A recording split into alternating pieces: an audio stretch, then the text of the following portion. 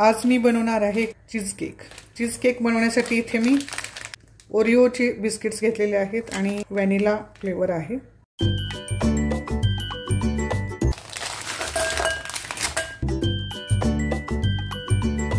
हे सर्व बिस्किट मी आहे ते एका मिक्सरच्या जार मध्ये काढून घेते आणि त्याची आपल्याला फाईन पावडर बनवून घ्यायची आहे।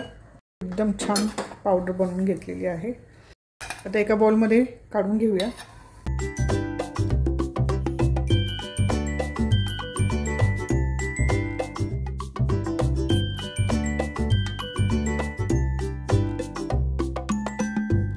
सहा चमचे मी मेल्ट केलेलं बटर घालून घेतलेलं आहे। छान चमच्याने मिक्स करून घेऊया। आता केकच्या भांड्यामध्ये घालून घेऊया। केकचं भांड अशा प्रकारचं घेतलेलं आहे जेणेकरून खालचा बेस आपला सेपरेट झाला पाहिजे। केकच्या भांड्यामध्ये घालून घेऊया आणि सगळीकडे पसरवून घेऊया आपण।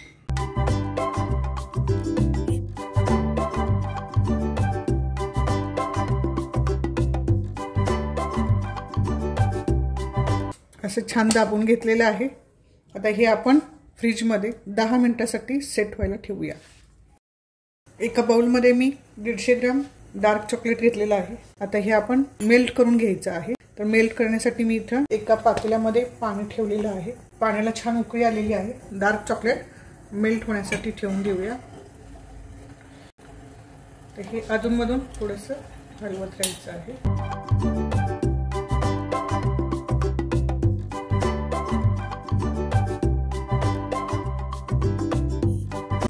गॅस बंद करायचा आहे। मेल्ट करून घेतलेला आहे आपण डार्क चॉकलेट। आता हे आपण साइडला ठेवूया। आता या बाउल मध्ये 200 ग्रॅम क्रीम चीज घेतलेली आहे। फेटण्यासाठी इथे मी व्हिपिंग मशीनचा वापर करणार आहे।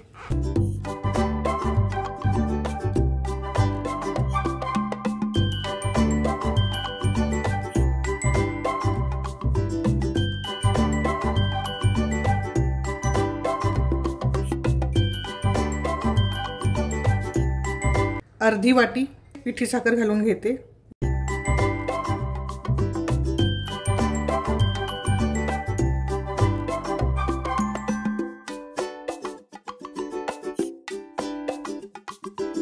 आणि आता हे छान फेटून झालेलं आहे। 2 मिनिटं छान फेटून घेतलेलं आहे मी। मेल्टेड चॉकलेट आपण या क्रीम मध्ये घालून घेणार आहोत। पुन्हा एकदा आपण व्हिप करून घेणार आहोत।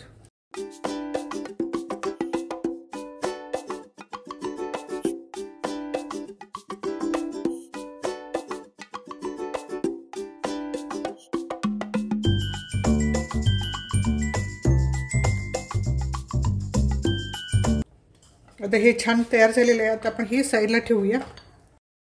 फ्रेश क्रीम घेतलेली आहे 1 कपभर। तर आता ही सुद्धा आपण बीट करणार आहोत।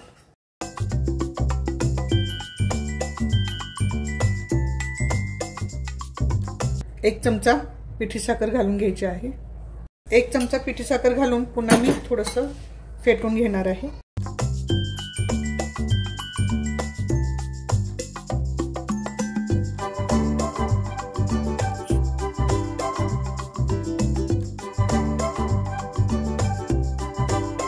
क्रीम तयार आहे। तुम्ही बघू शकता मस्त झालेली आहे।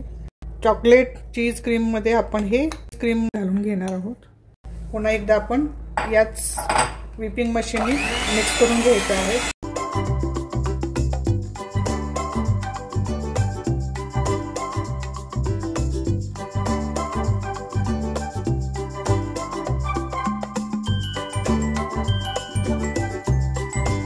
क्रीम तयार आहे। मस्त सेट झालेलं आहे तुम्ही बघू शकता। आता यावरतीच आपल्याला हे तयार केलेलं मिश्रण छान घालून घ्यायचं आहे आणि छान पसरवून घ्यायचं आहे। असं छान लेयर करून घ्यायचं आहे।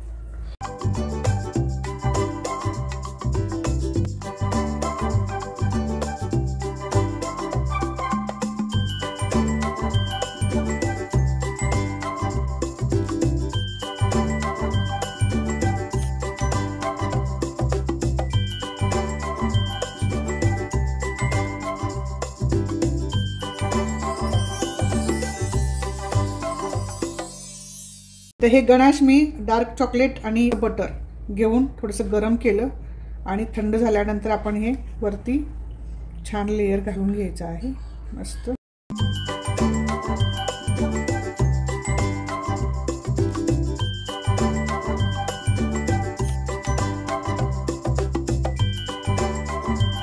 आता हा केक मी 2 तास फ्रीजमध्ये सेट होण्यासाठी ठेवणार आहे. चीज केक ही रेसिपी माझी तयार आहे.